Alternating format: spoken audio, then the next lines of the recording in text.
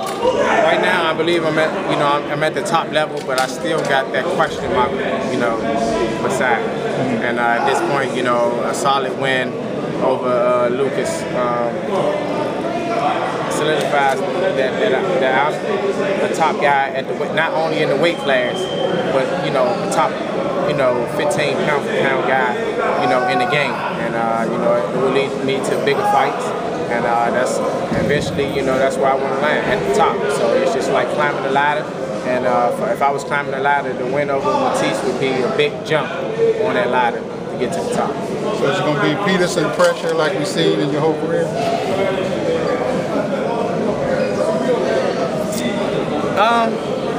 At times, with me, a lot of times in the ring, I can fight so many different ways. I'm all over the place. I'm boxing, I'm counter-punching, I'm putting pressure on. I guess I just feel my way through the fight, the first few rounds. We got game plans. I'll play with, all 3 or 4 of them that we have, and I'll see which one works best, and I'll stick with that. And to have Adrian here and just talk about the atmosphere and, what it's today, especially what it's been like. With Adrian, he bring the band camp with him. They come with a lot of energy, and that's headbangers. We're gonna match that energy. So the intensity is high. Every day we train, it's real high intensity. Everybody's challenging each other, and inside and outside of the ring, even on the bag. If one pop off a nice combination, the next person got to match it. He got to do more, so then the next person got to do better. So it's we pushing each other, but having fun at the same time. And it's always good to have fun while you're doing what you love. Do you feel maybe you're more in a rhythm going into this fight as opposed to the last one coming off such a long layoff? Because the layoff has not been nearly as long as this time around. Oh yeah, I definitely wanted to get right back in the ring and capitalize off the performance I had, in February. So it's a good thing that it's almost exactly 3 months later, and that's what I wanted. I still feel fresh. I had a 14-month layoff and didn't take too much contact in the Kendall Hart fight. So at this point, my body feels fresh. I feel like my rhythm's going, and my timing's good, and I'm just anxious to go out there and give out a great performance. People say how much power Matthysse has, but they don't realize how much power you have and the boxing skills that you have. So what kind of fight would you have with Matthysse?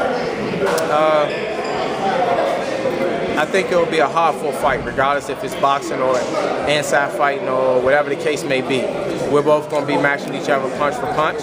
I'm not going to let him get an inch on me, and I'm pretty sure he's thinking the same thing. So at the end of the day, I'm just looking for a hard-fought 12-round fight. I'll be there every step of the way. I'm pretty sure he'll be there every step of the way. And to me, it just, at the end of the day, may the best man win, but I think I got more to my game and more things to go to. If one thing's not working, I can go to another, and I think that would be the difference. Lamont, the guy who has one-punch knockout power, how do you kind of balance making sure that doesn't come to you, but not being too preoccupied with it? Believe it or not, I got pretty good defense. It's not too many times I get hit solid. And I'm an action fighter.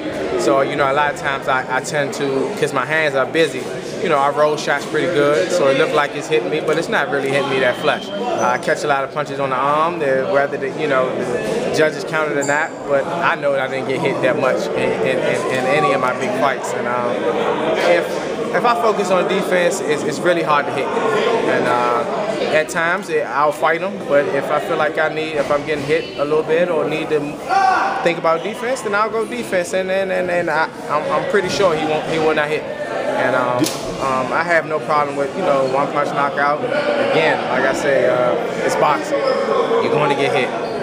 I know this, and I'm prepared to take any shot that he's going to give out.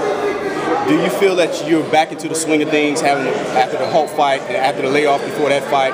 Now you're going right into this fight. You feel that your body and everything that's been surrounding you about boxing is back into the swing of things, back to the norm? It never really left because I never really left the gym. I was, regardless, it was a 14-month layoff. I was in this gym almost every day, twice a day, sometimes 3 times a day. And it wasn't like I didn't have fights scheduled. So my mind was still thinking boxing. It wasn't like I had an injury and I was just out sitting or didn't think that I was going to fight. I actually had fights scheduled, but they just kept falling out. So at that point, you know, I really didn't feel like I got, you know, out of the swing of things. So it just was some good rest.